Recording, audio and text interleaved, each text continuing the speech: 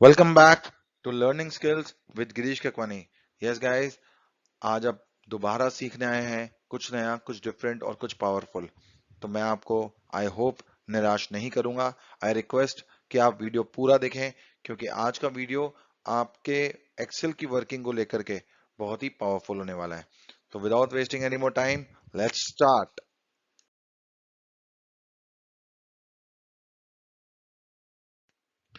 Learning basics of pivot table. Yes, आज हम सीखेंगे pivot table. This is an introductory video. ये एक ऐसा वीडियो होगा जो कि पाइवेट टेबल के बेसिक्स को बिल्कुल क्लियर कर देगा। It is a beginners guide. अगर आपने कभी जीवन में पाइवेट टेबल यूज नहीं करी तो ये वीडियो आपके लिए है। तो guys, let's get started.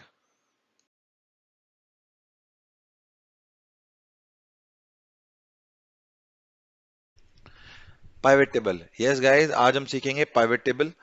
In fact, this is the part A of a 2 video series. Yes, pivot table पे मैं 2 वीडियोस दूंगा आपको फिलहाल के लिए फॉर प्रिलिमिनरी लर्निंग।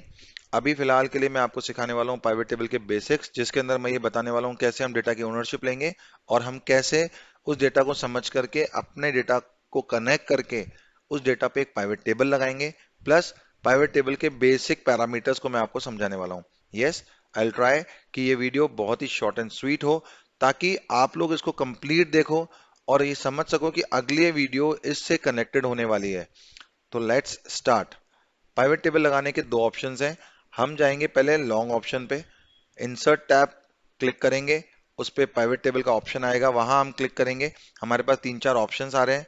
फिलहाल के लिए हम सिर्फ और सिर्फ फर्स्ट टॉपिक पे क्लिक करेंगे, यानी कि फ्रॉम टेबल रेंज। बाकी के टॉपिक्स मैं आपको अगले कुछ वीडियोस में समझाऊंगा।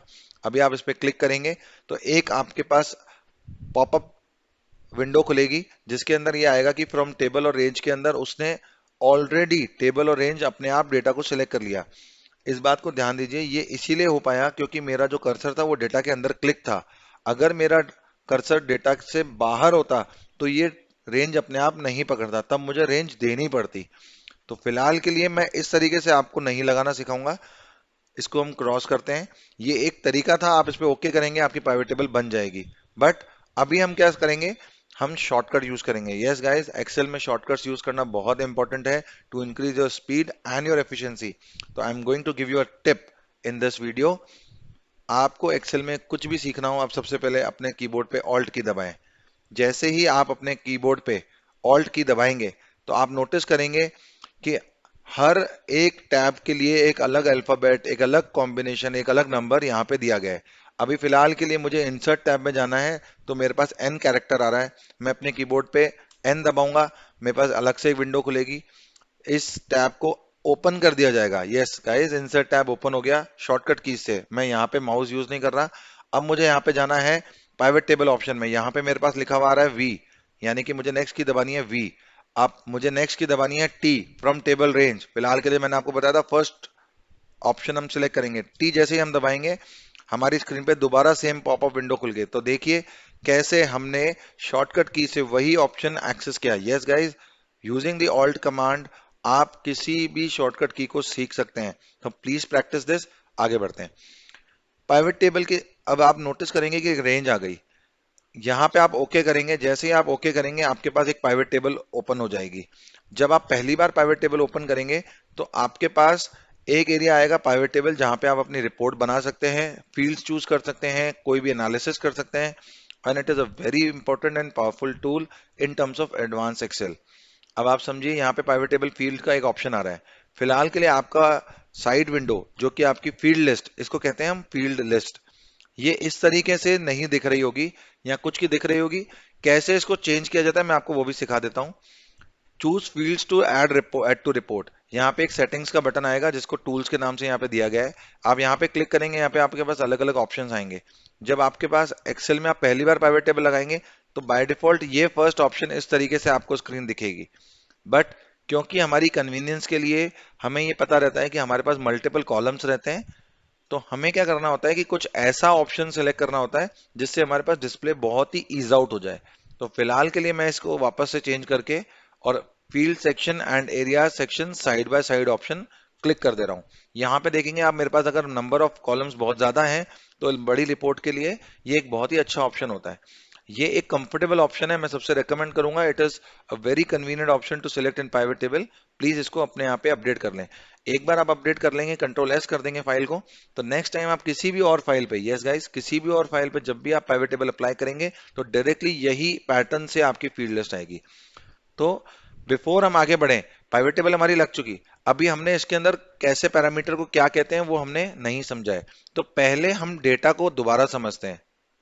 सब लोग इस चीज को ध्यान दें कि हमें कुछ भी काम करने से पहले डेटा की ओनरशिप लेना बहुत इंपॉर्टेंट है। यहाँ पे ये एक डेटा है, इस डेटा के अंदर यहाँ पे क्लैरिटी दी हुई है कि कैसे एक रेस्टोरेंट ने अपना डेटा मैनेज किया हुआ है। उसने एक कैटेगरी बनाई हुई है कि उसके पास कैटेगरीज में क्या क्या ऑप्शंस हैं। फिल्टर लगा करके हम देख रहे हैं इसके अंदर बेवरेजेस, कंडिमेंट्स, अलग अलग तरीके के उसके पास आइटम्स हैं, कैटेगरीज हैं। और हर कैटेगरी में, जैसे फॉर एग्जांपल अगर मैं बेवरेजेस पे फिल्टर मारूं तो प्रोडक्ट के अंदर अलग अलग उसके पास ऑप्शंस हैं। तो आप देखेंगे हर ऑप्शन के बाद उसकी सेल्स है और उसके बाद किस टाइम पीरियड में, किस क्वार्टर में उसकी क्या सेल्स हुई। ये डेटा है। आप इस डेटा को अपने डेटा के साथ कोरिलेट करके देखिए, ओनर बनिए इस डेटा का। कैसे बनेंगे? आप इमेजिन करिए कि कैटेगरी के अंदर आपके डेटा के हिसाब से कुछ और हो, प्रोडक्ट में आपके इस डेटा के हिसाब से कुछ और हो, इसी तरीके से सेल्स एंड क्वार्टर में। अब क्योंकि हमें एक डेटा एनालिसिस करना है तो हमें पहले पाइवेट टेबल को समझना पड़ेगा कि पाइवेट टेबल के क्या क्या पैरामीटर्स, क्या क्या कंटेंट्स होते हैं। जब हम पाइवेट टेबल में आएंगे, हम नोटिस करेंगे कि यहाँ पे अलग अलग तरीके से हमारे पास कॉलम्स दिए हुए हैं। यहाँ पे एक एरिया आपके पास बन के आ गया जहाँ पे आपके पास हर कॉलम का नाम आएगा। जैसे आप देखेंगे कैटेगरी, प्रोडक्ट, सेल्स, क्वार्टर, तो यहाँ पे हमारे जो भी कॉलम के नाम्स हैं वो सारे के सारे यहाँ पे मेंशन हो रहे हैं। इसके अलावा हमारे पास चार अलग अलग ऑप्शंस दिए गए हैं, फिल्टर्स का, रोज का, कॉलम्स का और वैल्यूज का। तो इसको हम कैसे यूटिलाइज करते हैं, चलिए उसको समझते हैं। मान लीजिए कि मुझे एक डेटा चाहिए जिसके अंदर मुझे ये शोकेस करना है कि मेरी एक एक्स कैटेगरी है जिसको मैंने फिल्टर किया यहाँ से।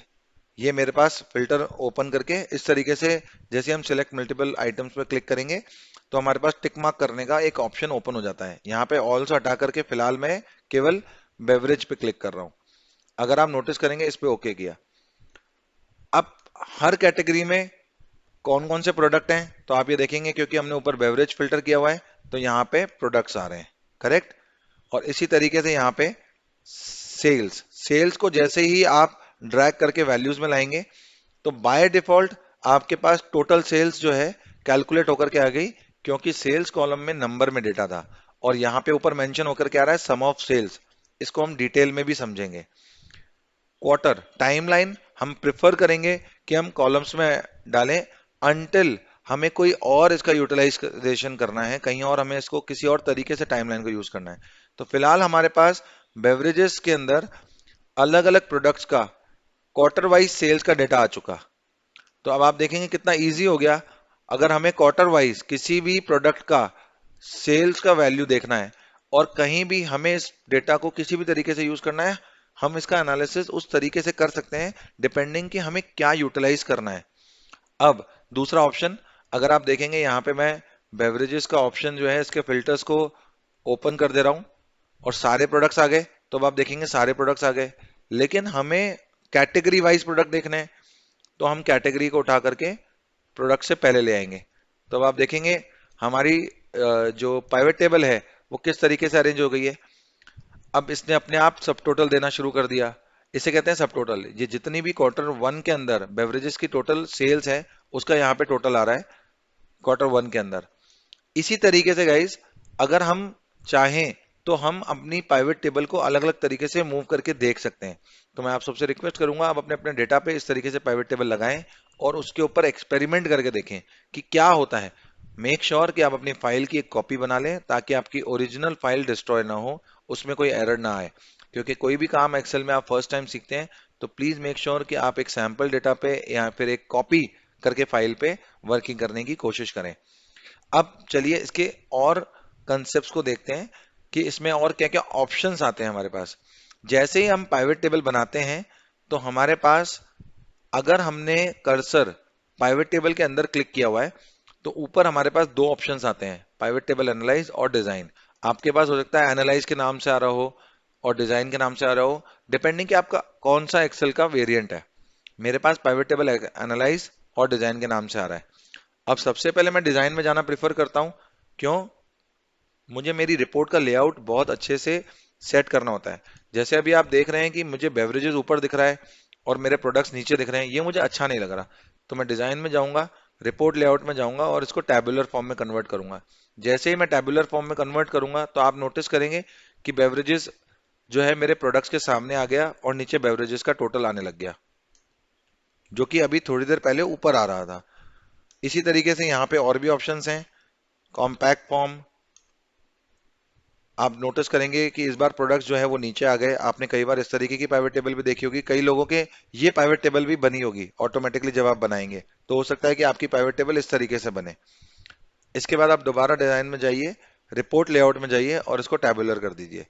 जैसे ही आप टैबुलर करेंगे तो एक अच्छा सॉर्टिंग व्यू आता है जिसमें हमें कैटेगरीज अलग दिखती हैं, प्रोडक्ट्स अलग दिखते हैं। इसके बाद हम जाएंगे डिजाइन में दोबारा और रिपोर्ट लेआउट में जाकर के हमारे पास नीचे दो ऑप्शन और आ रहे हैं, repeat all label and do not repeat item labels. Repeat all item labels पे जैसे ही हम क्लिक करेंगे तो आप नोटिस करेंगे यहाँ पे बेवरेजेस रिपीट हो गया। अब मुझे ये चीज चाहिए या नहीं चाहिए, ये मेरी रिक्वायरमेंट पे डिपेंड करेगा कि कैसे मुझे अपनी रिपोर्ट को शोकेस करना है। दोबारा हम डिजाइन में जाएंगे, मुझे फिलहाल इसकी कोई रिक्वायरमेंट नहीं है तो मैं do not repeat item labels कर दूंगा। तो गाइज अभी फिलहाल के लिए आप नोटिस कर रहे हैं कि यहाँ पे आ रहा है आपके पास सम ऑफ सेल्स, कैटेगरीज, प्रोडक्ट। ये इसीलिए लिखा हुआ आ रहा है क्योंकि आपने अपने डिजाइन में जाकर के उसको टेबुलर फॉर्मेट में कर लिया। अगर आप किसी और फॉर्मेट में काम कर रहे हैं तो जैसे आप नोटिस करेंगे, अगर मैं कॉम्पैक्ट फॉर्म में जा रहा हूं तो यहाँ पे अभी थोड़ी देर पहले कैटेगरी लिखा हुआ आ रहा था, उसके बाद प्रोडक्ट लिखा हुआ आ रहा था, बट अभी फिलहाल के लिए वो रो लेवल्स हो गया। जब हम पहली बार प्राइवेट टेबल बनाते हैं कई बार हो सकता है ये व्यू बने।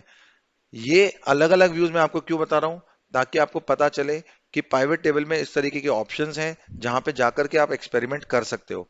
तो चलिए इसको दोबारा टेबुलर करते हैं।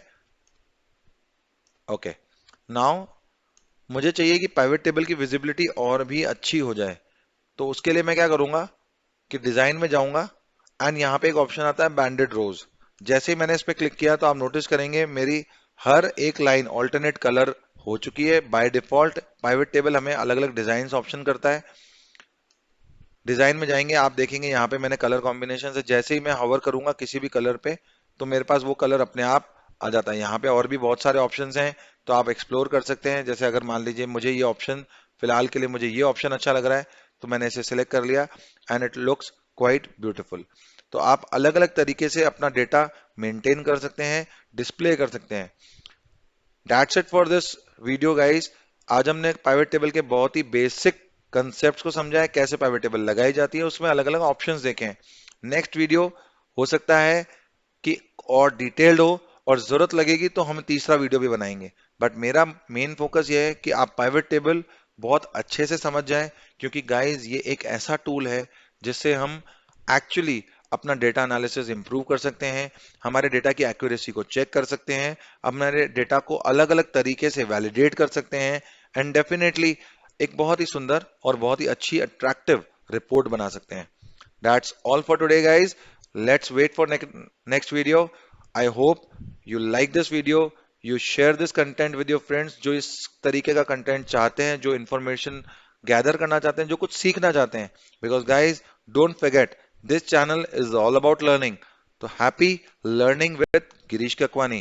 Do not forget to subscribe, like and share to all your friends, to all your family, to all the one जिनको आप चाहते हैं कि वो अच्छा सीखें और आगे बढ़े। Thank you guys.